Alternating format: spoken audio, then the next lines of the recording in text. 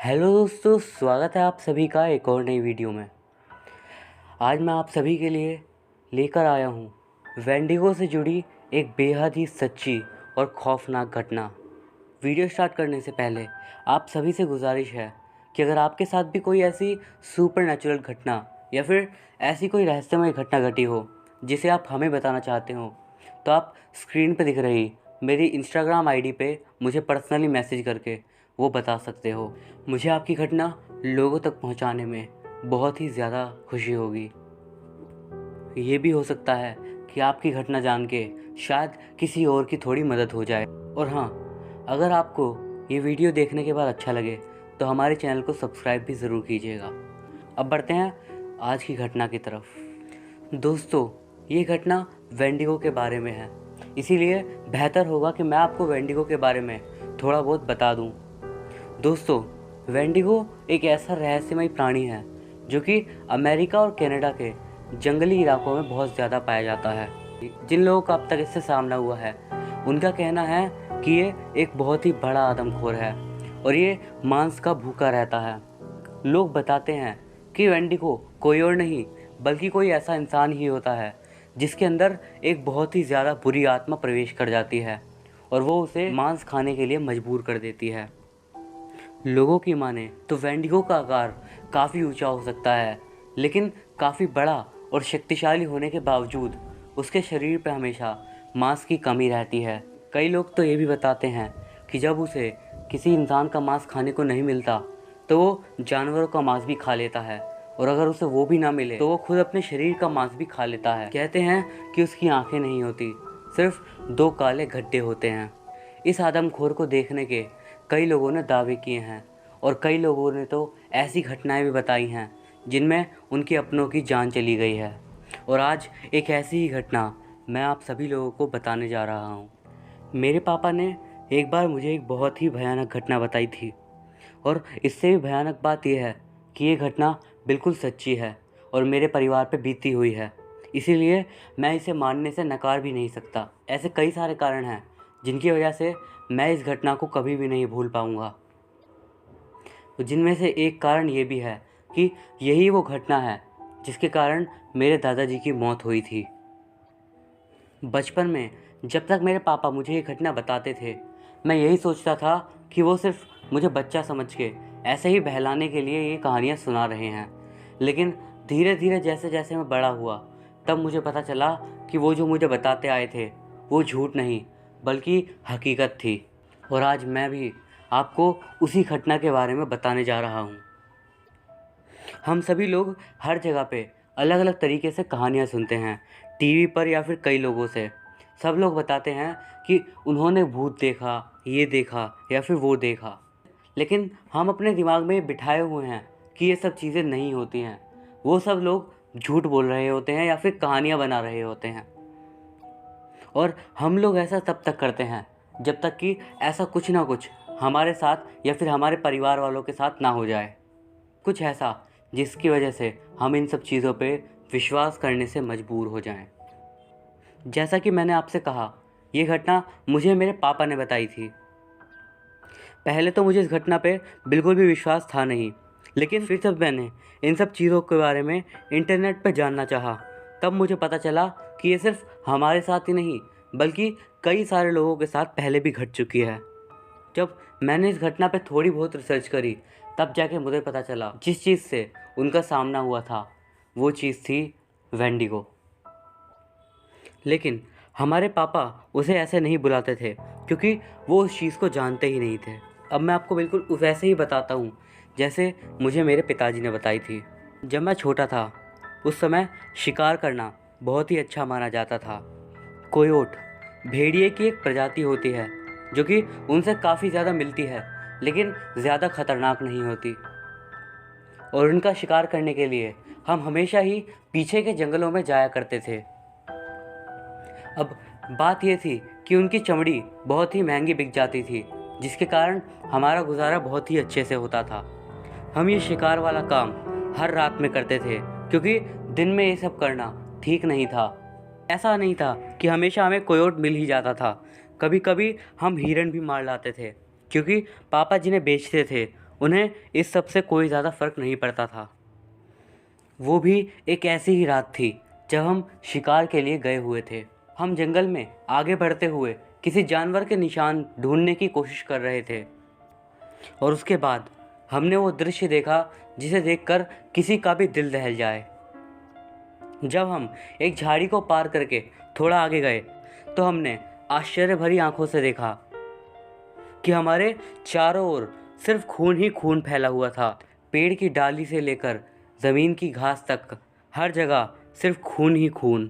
पहले तो हमें यही लगा कि हो सकता है कि कोयोट ने किसी छोटे जानवरों का शिकार किया है, लेकिन नहीं, ये कुछ ज़्यादा ही भयानक था और बेहद ही ज़्यादा दिल दहला देने वाला। क्योंकि जब भी भेड़िए जैसे जानवर किसी पे हमला करते हैं तो ठीक तरीके से करते हैं, यानी कि वो किसी शक्तिशाली जानवर को नहीं चुनते, बल्कि उसको चुनते हैं जो कि थोड़ा बूढ़ा सा हो या फिर जो कि कमज़ोर सा लग रहा हो। वो उसे अकेला पकड़ते हैं और उसके बाद उसका शिकार करते हैं। लेकिन उस रात मामला कुछ और ही था। वो जानवर जिसकी लाश ज़मीन पर पड़ी हुई थी, वो एक बेहद ही बड़ा और शक्तिशाली जानवर लग रहा था। और सबसे ज़्यादा हैरानी हुई हमें उसकी लाश देखकर। उसे देखकर ऐसा तो बिल्कुल भी नहीं लग रहा था कि उसे खाने के लिए मारा गया हो, बल्कि उसे देखकर ऐसा लग रहा था कि सिर्फ उसे मज़े लेने के लिए या फिर सिर्फ उसे तड़पाने के लिए ही उसकी जान ले ली गई हो। उसका केवल गला फाड़ा गया था और उसका सर गायब था। बाकी उसके पूरे शरीर पे एक खरोंच का निशान नहीं था। ये सब देखने के बाद मेरे पिताजी ने सिर्फ इतना ही कहा कि जानवर इस तरीके से शिकार नहीं करते। वो जिस चीज़ का शिकार करते हैं उसे पूरी तरीके से खाने के बाद ही आगे बढ़ते हैं। जब हमने ये सब चीज़ें देखी तो मेरे पिताजी ने मुझसे कहा कि तुम अगर चाहो तो घर जा सकते हो। लेकिन जो दृश्य मैं देख चुका था उसे देखने के बाद मेरे अंदर इतनी हिम्मत नहीं थी कि मैं सिर्फ एक चाकू के दम पे अपने घर पे चला जाऊं, जो कि वहाँ से तकरीबन 4 किलोमीटर की दूरी पे था। मेरे पापा के पास एक शॉटगन थी जिसके हम शिकार करने के लिए अपने साथ लाए थे और मैं यही चाहता था कि मैं उसकी सुरक्षा के साथ ही रहूं और उसके साथ ही आगे जाऊं। इसीलिए मैं पापा के साथ ही आगे बढ़ता रहा। पापा चाहते थे वो जो भी है जिसने ये शिकार किया था हम उसे पकड़ें और उसे मार दें, लेकिन मेरे ख्याल से तो ये उतना आसान कभी भी नहीं था। लेकिन मेरे पिताजी के आगे मैं कुछ नहीं कह सकता था। उसका पीछे करने में हमें ज़्यादा दिक्कत नहीं हुई क्योंकि हमें सिर्फ खून की छींटों का पीछा करना था। निशान देखकर ऐसा लग रहा था जैसे किसी और जानवर को भी जो कि खून से लथपथ हो उसे वहाँ से घसीट के आगे लेके जाया गया हो। हम आगे बढ़े जा रहे थे और फिर शुरू हुई आवाज़ें। अब मैं आपको एक बात बताता हूँ, जंगलों में मैं पैदा हुआ हूँ और जंगलों में ही बड़ा हुआ हूँ, लेकिन वो आवाज़ें जो उस रात मैंने सुनी थी वो मैं ज़िंदगी भर नहीं भूल पाऊँगा। आप यकीन नहीं करोगे, जंगल के छोटे से छोटा जानवर उस रात चिल्ला रहा था, मानो छोटे से छोटा हिरन, लोमड़ियाँ, खरगोश और बाकी के कई सारे पक्षी मानो सिर्फ डरे हुए थे। ये सभी जानवर मेरे ख्याल से तो 12-1 बजे के बाद सो ही जाते हैं, लेकिन उस रात वो सभी जगे हुए थे और सभी के सभी अपनी अपनी आवाज़ों में रोए जा रहे थे। इन सब को देखने के बाद भी हम आगे बढ़ते रहे और उसके बाद हमने एक बेहद ही अजीब और थोड़ी डरा देने वाली चीज़ देखी। हमने देखा कि थोड़ी दूरी पर कोयोट का एक झुंड हमारी ओर देख रहा था। पहले तो मेरे पापा ने कहा कि एकदम स्थिर खड़े हो जाओ और उनकी तरफ कम ही देखो, लेकिन हमने थोड़ी देर में ध्यान दिया कि वो सिर्फ हमें देख नहीं रहे थे बल्कि हमारी ओर ही भाग के आ रहे थे। इससे पहले मेरे पापा अपनी शॉटगन से कुछ कर पाते, उससे पहले ही वो सारे के सारे कोयोट हमारे बराबर में से निकलते हुए आगे की ओर भागते हुए चले गए। हमारे सामने से वो इस तरीके से भागते हुए निकले कि मानो उन्होंने हमें देखा भी ना हो। इसके बाद हुई सबसे अजीब घटना। हम सोच रहे थे कि ये सिर्फ कोयोट का एक झुंड है, लेकिन नहीं, उनके पीछे जंगल के लगभग सारे जानवर झुंड बना के भाग रहे थे। कई सारे हिरण, खरगोश, लोमड़ी और कई सारे छोटे मोटे जानवर झुंड बनाकर उनके पीछे पीछे भागे जा रहे थे। अब अगर आपको जंगल के बारे में थोड़ी जानकारी हो तो ये सभी बड़े जानवर इन छोटे जानवरों को मार के खाते थे। लेकिन उस रात वो सभी जानवर एक साथ किसी एक चीज़ से डर के भाग रहे थे। इसका मतलब साफ था कि वो चीज़ कोई साधारण चीज़ तो नहीं हो सकती। ये सब देखने के बाद मैंने तो अपने पिताजी से कह दिया था कि ये सभी जानवर साथ में भाग रहे हैं। मुझे तो ऐसा लगता है कि हम जिस भी चीज़ का पीछा कर रहे हैं हमें उसे कभी नहीं देखना चाहिए। हो सकता है कि ये कोई ऐसी चीज़ हो ही ना जिसे हम मार पाएं। मुझे उस रात ये समझ में नहीं आ रहा था कि हम घर पे क्यों नहीं चले गए। आज जब इस बारे में सोचता हूँ तो लगता है कि पिताजी को शिकार का कुछ ज़्यादा ही बड़ा शौक था, जिसके कारण उन्होंने अपने साथ साथ मेरी भी जान को खतरे में डालने से कतराए नहीं।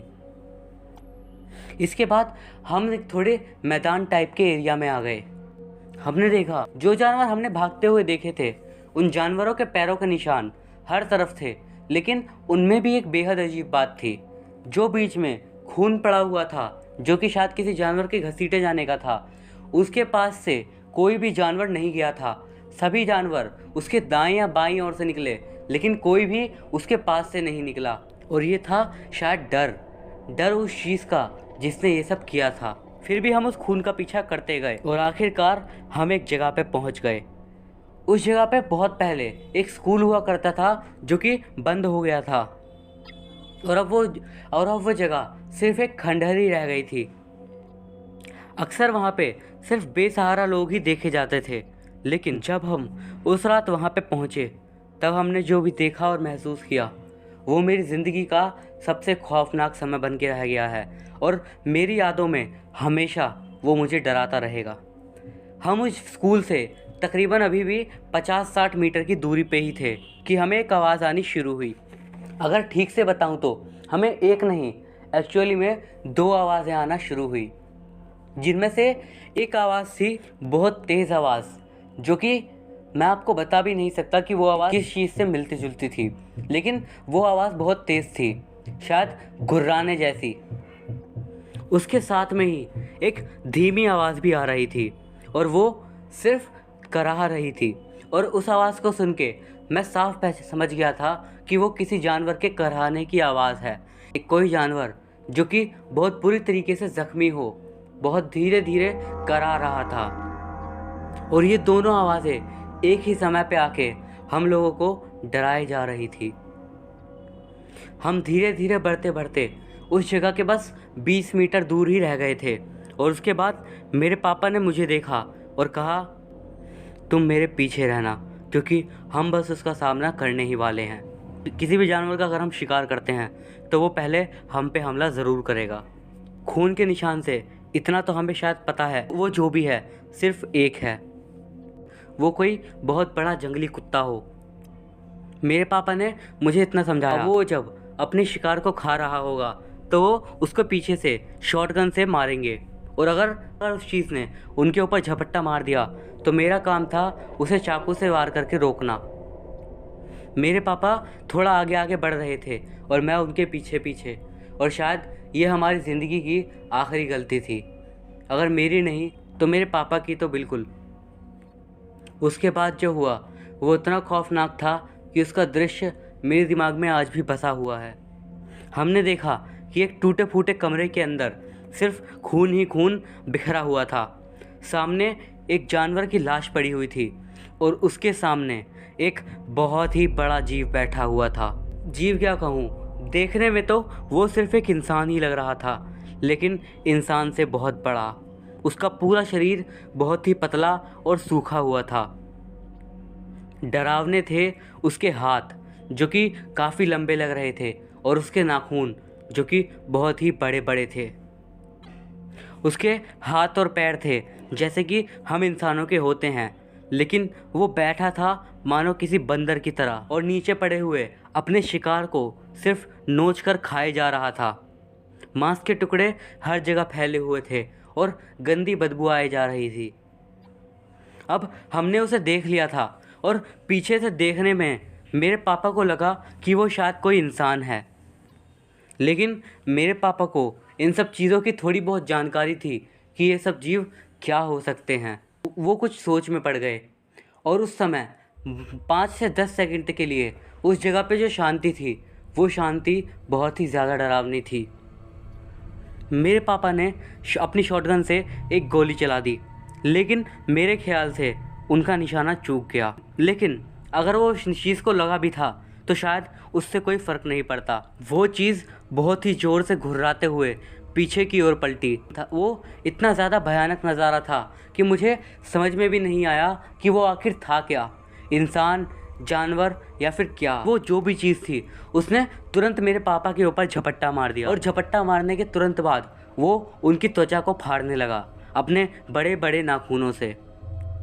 ये देखकर मैं बहुत ज़्यादा डर गया, लेकिन फिर भी मैंने जैसे तैसे, मेरे हाथ में जो चाकू था उससे उसके पीठ पे मार दिया, लेकिन वो चाकू सिर्फ अंदर जाके फंस गया और उस चीज़ पे कोई भी फ़र्क नहीं पड़ा। अगले ही सेकंड में उस चीज़ ने मेरे पापा के गले को फाड़ दिया और इतना देखने के बाद भी मुझे ये लग रहा था कि अब भी शायद मेरे पापा ज़िंदा होंगे, लेकिन मैं गलत था। वो मुझे वहाँ पे छोड़ के जा चुके थे हमेशा हमेशा के लिए। जैसे तैसे मैं किस तरीके से वहाँ से भागा वो तो मैं ही जानता हूँ। बस मुझे इतना याद है कि वो जो भी चीज़ थी पापा को मारने के बाद वो 1 मिनट के लिए शायद उस जगह पे वहाँ पे खड़ी हुई और किसी चीज़ को देखने लगी।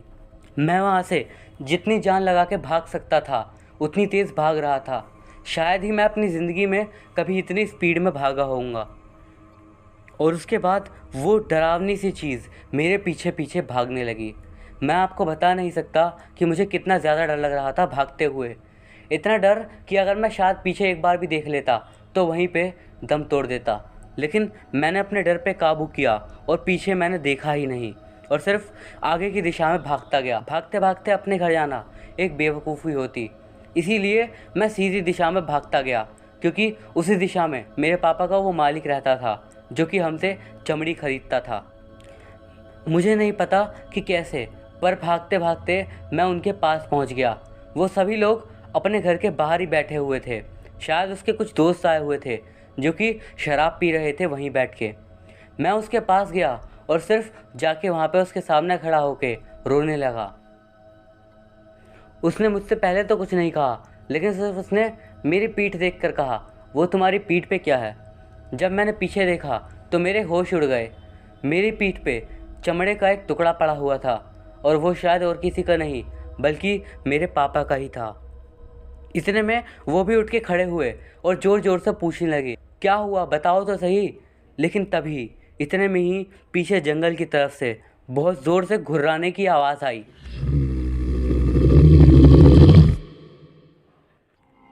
मानो उस आवाज़ को सुनते ही वहाँ मौजूद हर एक शख्स का नशा उतर गया हो और सब के सब होश में आ गए हों। सभी लोग डरते डरते फ़ौरन उसके घर में घुस गए और वो मुझे भी अंदर लेके गए। अंदर पहुँचते ही हमने फ़ौरन सारे दरवाजे बंद कर दिए। हम सभी लोग अंदर बैठे हुए थे और सभी ने अंदर से दरवाजे बंद कर दिए थे। उसके पास जितने भी चाकू या फिर जितने भी हथियार थे उसने सबको दे दिए और वो बार बार मुझसे सिर्फ यही पूछा जा रहा था कि क्या हुआ, ये तो बताओ कम से कम, क्या है वहाँ पे, वो क्या चीज़ है जो कि तुम्हारे पीछे पीछे आई है। लेकिन मेरे पास तो उसके सवाल का कोई जवाब था ही नहीं। उसके बाद वो चीज़ उस जगह पे आ ही गई और मैंने पहली बार उस चीज़ को खिड़की में से थोड़ा साफ तरीके से देखा। वो एक इंसान जैसा ही था, लेकिन इंसान नहीं था। मानो उसके अंदर तो कोई शैतान था, कोई शैतान जो कि सिर्फ उसे किसी को मारने के लिए उकसा रहा था। लेकिन अचानक से वो खिड़की के सामने से गायब हो गया। अब तक भी मेरे पापा के मालिक को इस बात का अंदाज़ा नहीं हुआ था कि वो कितना खतरनाक जीव है। उसने कहा कि हम सभी लोग इस पर एक साथ हमला करेंगे और इसे मार देंगे। लेकिन मेरी तो हालत इतनी ज़्यादा ख़राब हो गई थी कि मैं तो शायद ही कुछ कर पाता। वो लोग एक झुंड बना के नीचे के दरवाजे की तरफ गए और सिर्फ उन्होंने एक तरफ से थोड़ा सा दरवाज़ा खोला। इससे पहले कि वो दरवाज़ा खोल के बाहर जा पाते, उस चीज़ का हाथ फ़ौरन दरवाजे के अंदर आ गया और वही सब इतनी जल्दी हुआ, सभी लोग बेहद ज़्यादा डर गए। मेरे ख्याल से 4 या 5 आदमी उस दरवाजे को ही बंद करने में लग गए, लेकिन हाथ अंदर फंसा हुआ था और इतने में ही मेरे पापा के मालिक ने अपने हाथ में मौजूद चाकू से उसका हाथ ही काटना शुरू कर दिया। और पता नहीं कैसे भी करके उन्होंने उस चीज़ का हाथ काट दिया और उस चीज़ का हाथ कट के अंदर ही गिर गया और उन्होंने फ़ौरन इस बार डरते डरते दरवाज़ा बंद कर दिया। अब शायद वो भी समझ चुके थे कि ये कोई साधारण जीव नहीं है, ये कोई और ही बला है। सभी लोग समझ चुके थे कि वो चीज़ अब और भी ज़्यादा गुस्से में होगी। किसी के पास और कोई चारा नहीं था, सिर्फ उन्होंने पुलिस को फ़ोन कर दिया उस जगह पे आने के लिए। और उसके बाद अगला आधा घंटा सभी लोगों ने ऊपर वाले कमरे में एक कोने में बैठ के बिता दिया। वो जो भी चीज़ थी वो उतने में उस जगह से चली गई थी, लेकिन हमें इतना ज़्यादा डर लग रहा था कि हम में से कोई भी अब बाहर जाने की हिम्मत नहीं कर रहा था। आखिरकार काफ़ी देर इंतज़ार के बाद पुलिस उस जगह पे आ ही गई। मुझे अभी याद है उसके इस घटना के बाद अब मैं अगले कई दिनों तक किसी से कुछ भी नहीं बोला। मेरे पापा मर चुके थे और इससे बड़ा सदमा मेरे लिए कुछ भी नहीं था, और वो जो घटना थी वो तो मेरे दिल में मानो बस ही चुकी थी। अगले कुछ दिनों तक मुझे अस्पताल में ही रखा गया, और उसके बाद जब मैं वहाँ से वापस गया तो मुझे मेरे पापा के मालिक ने ही नौकरी दे दी। उसके बाद मेरे पापा के मालिक ने कभी भी उस चीज़ के बारे में मेरे से कोई बात नहीं करी। लेकिन जब मैं थोड़ा बड़ा हुआ तो मैंने आर्मी के लिए फॉर्म भर दिया, और उसके बाद आर्मी में मैं भर्ती भी हो गया। लेकिन जब एक समय पे मैं वापस आया था तो मैंने उनसे आखिर पूछ ही लिया कि पुलिस ने आखिर क्या कहा था। तो उन्होंने बताया कि पुलिस को यही लगा कि वो शायद कोई जंगली जानवर था, या जैसे कि कोई भेड़िया या फिर कोई भालू जो कि शायद से जंगलों की तरफ से भाग आया था। लेकिन मैंने उनसे कहा कि हमने तो उसका एक हाथ काट लिया था। लेकिन मेरे हाथ वाली बात बोलते ही वो मेरी ओर घूरने लगे और मुझे बताया कि वो हाथ जो पुलिस वाला लिया था उसका रास्ते में जाते जाते ही एक्सीडेंट हो गया और उसकी लाश बहुत ही बुरी हालत में मिली। और उसके बाद जब उसकी लाश तो मिली, लेकिन वो हाथ वहाँ से गायब हो गया था। उन्होंने सिर्फ इतना बताया कि वो जो भी था वो कोई शैतानी शक्ति थी जो कि हमारे बस में कभी नहीं आ सकती।